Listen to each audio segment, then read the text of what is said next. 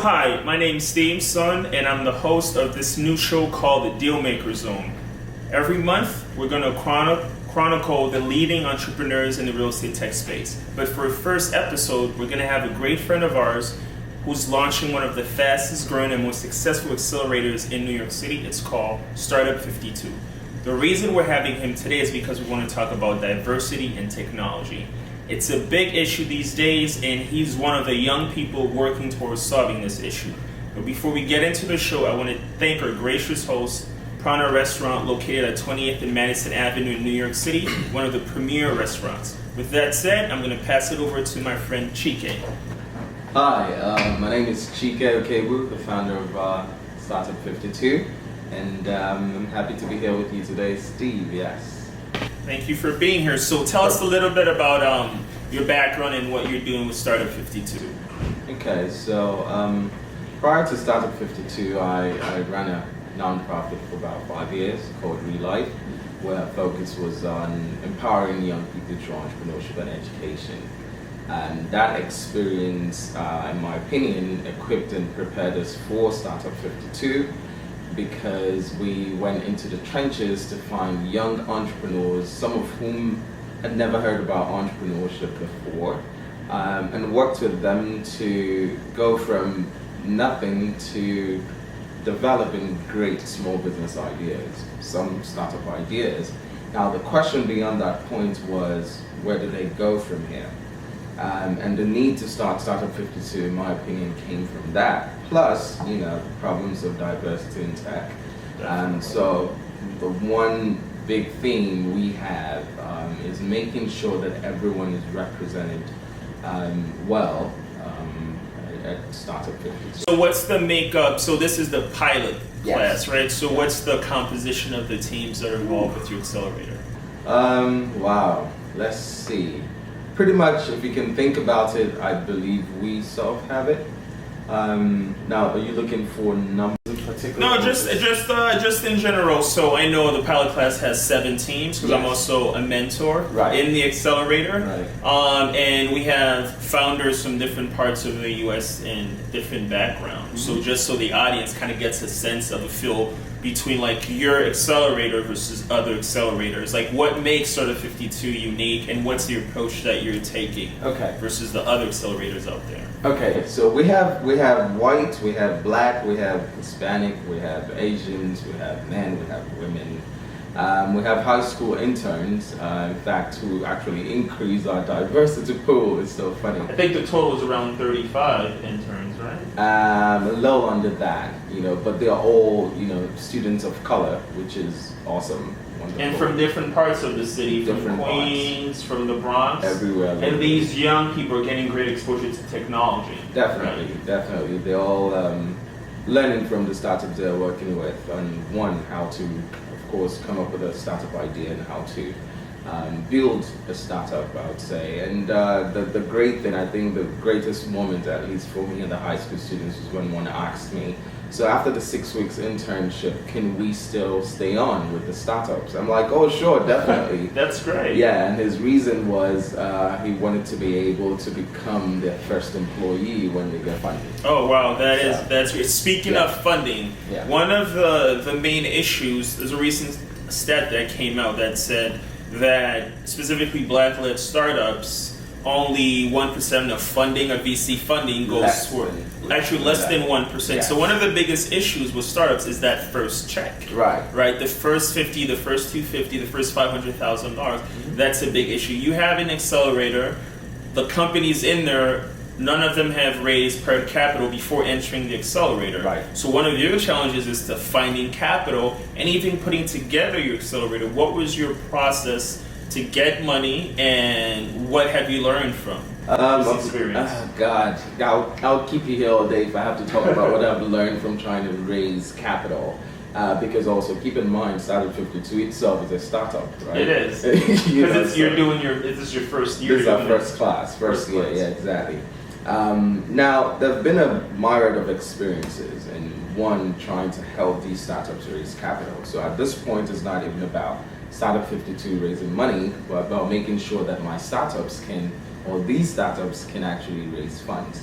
And we've had, everything from, go start bodega, which you're talking about. And that's what a VC mentioned, right? Exactly. A VC came to an event. We had a very first event and said, well, there are other ways that you can start and run a successful business, like going to open a bodega. And I'm like, wait, what the heck? It has nothing to do. These are entrepreneurs. We want to build businesses that can scale. There's nothing wrong with having a bodega. Nothing at all. I'm like, but right? This is not the audience for that. And for me, it goes back to the whole unconscious bias thing we talk about. You're in a room full of people of color, and what comes to mind is, go start a bodega. Can you say the same in Silicon Valley? Probably not. Exactly. If he were at Stanford, do you think that's what he would say to the young people at Stanford? Right. Yeah. So if you have this unconscious bias that you mentioned, so if a VC looking at you and sizing your idea, regardless of how you're pitching, to a certain degree, you feel like there's a cap, a ceiling in terms of how big they think your idea can be because you're minority? Is that kind of the feedback that you've gotten so far? Well, it's funny because I'm working on this article that talks about 20 reasons why the diversity in tech conversation is a hoax. And there's so many things I've learned, like I told you. So one of it is people thinking that the color of your skin does not matter. They say, well, money is green. That's what people go for. Like, that's not true. One, they'll tell you people fund who they know, right? Or what they know. The problem with that is, for many of us who are people of color, and if you can see, I take my time not to say minorities, you realize that there's several of us who don't have that social capital, right? So when I think about unconscious bias now, it actually masks a lot of stuff for me. So when you tell me, well, you have a little bit of traction, go get more. I start to see unconscious bias there because it means. But don't you think they also say the same thing to startups that just have white founders? Don't they also want them to go get more traction? It depends, right? So there have been, and I would hate to call names, but I have observed, I've watched VCs evaluate startups from different backgrounds, right? And the reception towards startups that have Caucasians as founders entirely different. And this is not speculation. I have seen it, I have observed it. Do you think partly is because, like you were mentioning earlier, people fund a lot? Like, funding is subjective, right? So I fund you, your idea, yes, but it's about the team, and when they say team, it's really about you. I have to be comfortable and like you. So if I'm not from your background and I say, you need $80K, just raise that from family and friends. Well, family and friends, where I'm from, $80,000 is a lot of money. I don't have family and friends that can just lose $80,000 in case it doesn't work out. In fact, sometimes family and friends may never have even seen $80K. That's right. So from a minority standpoint, what can you tell our audience in terms of the steps that you think the industry should take, but also minority founders? How should they go about raising money, and what do you have in mind in terms of for Startup52 and for your accelerators? Okay, so for the investing community, there's an educational component that needs to happen, right? Because I feel like there's this standard that has been set that is not really applicable to everyone, right? So I come from a background where I can easily go to daddy and mommy and say I need 20K and they shell it out, right? Versus someone who comes from a foster care background, who all his life has only meant really a paycheck for the foster family that's been taking care of them, right? Yes. And will not be able to go to them to say, give me 20K because I need that to start a startup, right? Yes. Now, you cannot judge these two people, with the same yardstick, really, because the $500 he has, which he will hustle out to get as much traction he can get, will be nothing compared to the $50K you have to burn, whether ping-ponging for inspiration or wherever it is, people who get a lot of money do, and come back and tell you, well, it just didn't work out, we could improve our concept, right?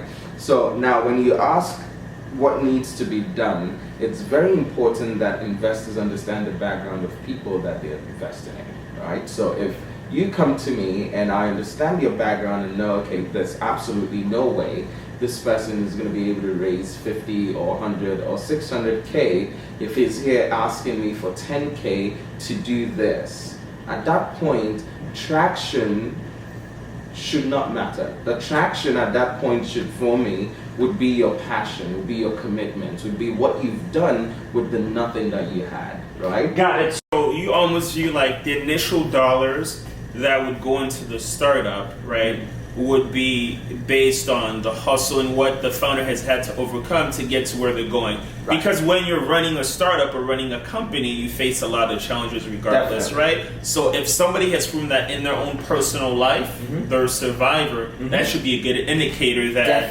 they'll try to do justice with whatever funding you put in. They don't need to have all the answers, but they'll figure it out, right? Very important. Very important. So that's one aspect. So this notion that to fix diversity in tech, it's based on how many people Google hires or Facebook hires, or there are not enough young minority or people of color doing computer science degrees. What's your thought on that? Well, I keep calling that a hoax, right? So call it a hoax. Yeah. So and I always tell people, I said Google is worth over $368 billion as a company, right? And when people complain about diversity in tech or the lack thereof, they throw 150 million towards hiring women and people of color. To me, that's like giving a beggar a penny, which costs you nothing. When you have $100 bills, 150 million, it's nothing. And then now saying, so for instance, Apple gave, I think ABC used 40 million to train more African Americans in computer science. Well, those are not the only positions in your company. 2013, of the 4,200 plus whatever employees Facebook had, there were only 45 African Americans, right?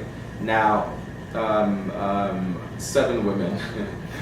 I mean, this is considering the fact that Facebook only hired 7 black people, 1 female and 6 men in 2013, right? Now, my thing is, yes, we may need more people in tech areas. In computer science. Exactly. But you have different departments. A variety of departments. You have finance, you have sales, you have marketing, HR, legal, accounting. You have real estate departments. Everything.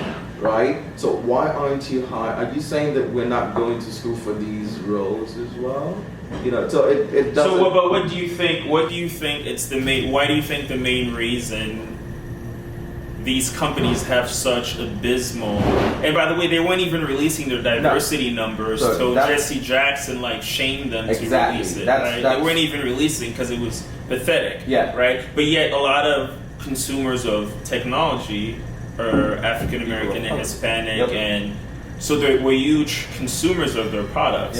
Yet when you look at the employment, so what do you think should be the best approach to solving the diversity problem? Okay, so there are 2 parts to this. I call it the Martin and the Malcolm ways. Now, the people who protest, who hold them accountable for hiring people, need to keep doing that, right? It's important, we're consumers, we'll keep consuming whatever they are giving to us, right? Yes. But most importantly, it's important for us to come up with our own things, right? And I don't mean Comcast creating a minority venture fund to fund minorities. That's not what I mean, because it's still controlled by Comcast. I mean, we coming together as a people and creating a fund that is specifically focused on diversity, right? Because now, since their reason is unconscious bias, we don't fund what we don't know because we're not black, so we can't relate to your experience. So we should have a conscious bias to. Of course, Black people should have a conscious bias to fund black startups. It's extremely important. That I don't even believe in unconscious bias, right? Because you just think it's an excuse. Yeah, you have 4,000 plus people, and you tell me you can't see that there are no people of color there. That's not unconscious. Especially if you're hiding your numbers as well. And they have to shame you into releasing your numbers. Exactly. Right? Yeah, then here we have backdrop music, which is awesome. Yeah, so it's important that we create our fund. And the way we do this is taking it down to the grassroots level, right? Got it. We've had this discussion before where we've talked about the role of the church in the black community. And I can say that because, I'm black, is what I know, right? Okay. I don't know the impact of the church in the Hispanic community or Asian community, but I know for the black community, the church is in some cases more important than the White House, right? Got it. Now, and an article said in the last 30 years, the black church collected for over $420 billion from its members. That's a lot of money. That's a whole lot of money. What have we done with 420 billion the No last idea. 30 years? Exactly. So it's being able to educate these religious institutions that have such stronghold on our communities to say, listen, tech is extremely important, extremely important. So just like you collect offering, tithes and offering for various things, including missions, you need to start collecting a tech offering. Right? You need to convince your audience or your people of the importance of tech. Bring in black-led, startups to present so that other young people see young people like them doing great things that would inspire them towards engagement in that field. So that's where we start, the Black Church, and then we move on to other organizations.